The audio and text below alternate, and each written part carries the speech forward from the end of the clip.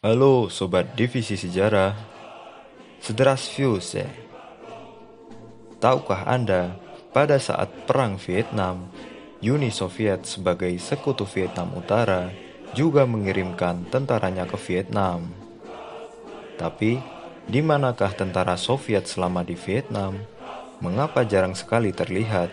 Bahkan, tentara Amerika pun tidak bisa menemukan para tentara Soviet ini. Oke, tanpa berlama-lama, kali ini kita akan membahas pasukan Soviet selama Perang Vietnam.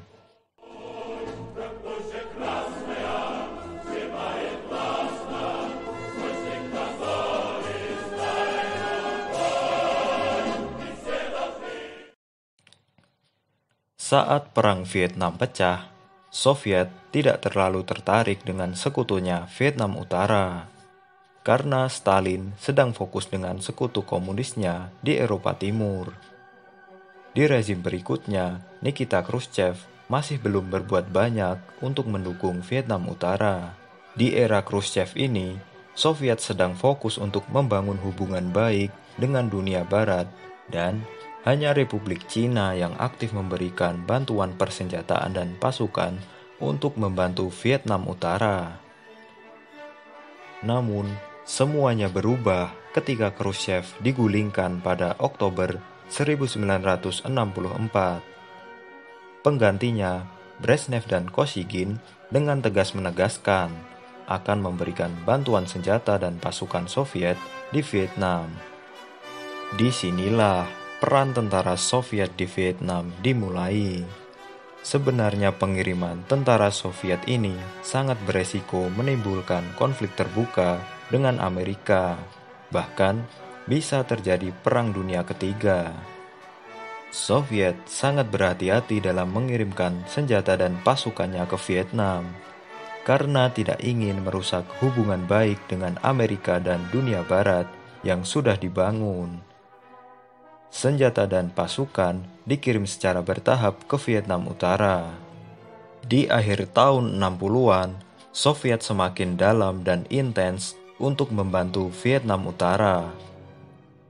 Ketika terjadi perpecahan antara Soviet dan Cina, Vietnam Utara memilih untuk memihak Soviet, karena senjata dan tenaga ahli Soviet lebih berguna daripada bantuan Cina. Salah satunya adalah rudal anti pesawat yang belum bisa dibuat oleh Cina. Sikap Vietnam yang memihak Uni Soviet ini membuat Cina murka, dan akhirnya Cina menarik tentaranya dari Vietnam Utara. Bisa dibilang Cina seperti cemburu. Sejak tahun 70-an, Soviet menjadi backing utama dari Vietnam Utara, dan disinilah kekuatan Soviet sebagai negara adidaya bisa dilihat.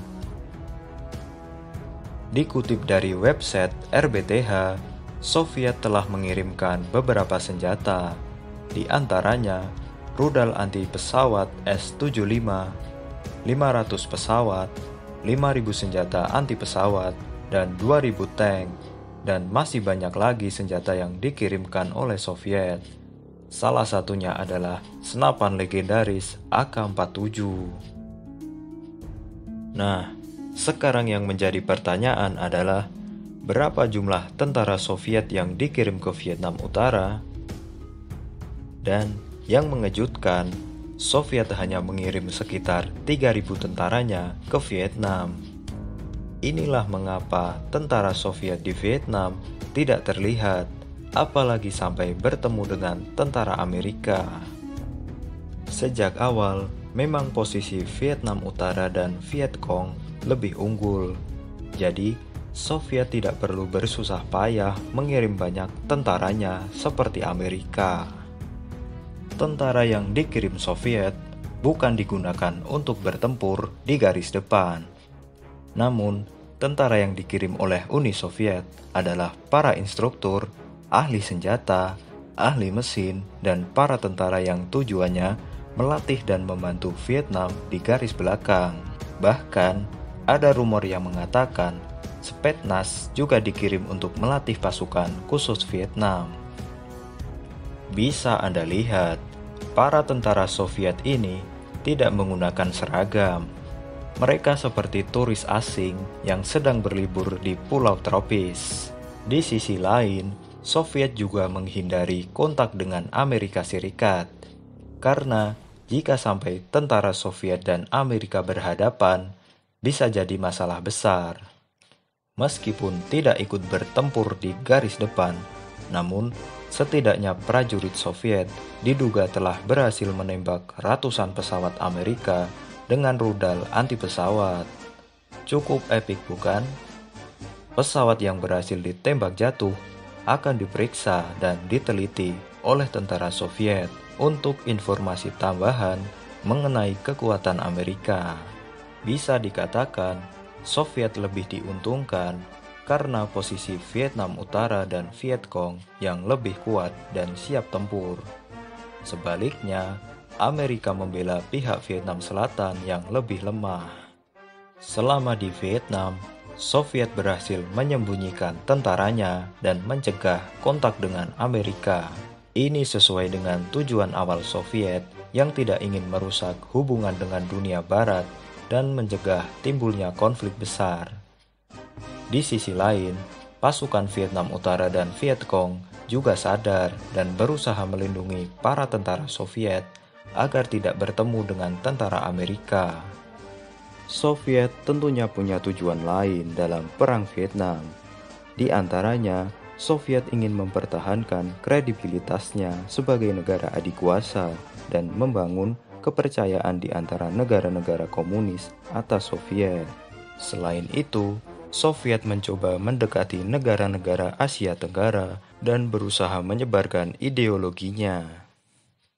Pada akhirnya, perang dimenangkan oleh pihak Vietnam Utara dan juga Soviet. Soviet telah mengeluarkan dana cukup besar dalam Perang Vietnam. Namun, ini menjadi beban serius pada ekonomi Soviet pada tahun 80-an.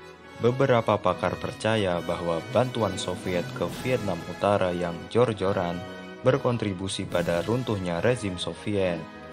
Nah, kesimpulannya, jika ada yang mengatakan Vietnam Utara dan Vietcong menang melawan Amerika hanya dengan senjata sederhana, itu adalah salah besar atau salah kaprah. Karena sekarang kita tahu, jika Vietnam Utara dan Vietcong melawan Amerika dengan persenjataan canggih buatan Uni Soviet, keputusan Vietnam untuk memihak Soviet daripada Cina adalah keputusan yang tepat, karena senjata canggih Soviet lebih berguna daripada bantuan tentara dari Cina. Bisa dikatakan, senjata canggih buatan Soviet menjadi salah satu kunci kemenangan Vietnam Utara dan Vietcong.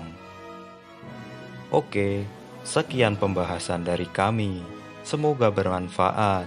Spasibo.